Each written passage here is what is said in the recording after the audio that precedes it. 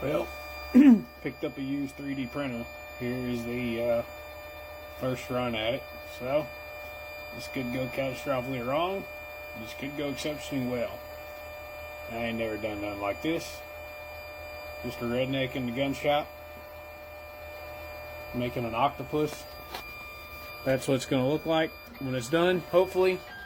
After that, we're going to print some ammo cans and put a whole multi-ward system on this wall to organize all my reloading stuff and gun tools.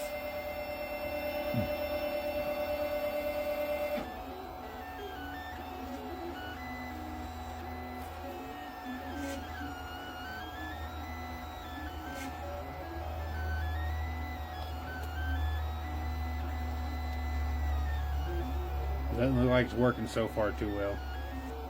We'll see what happens as it goes. Stay tuned.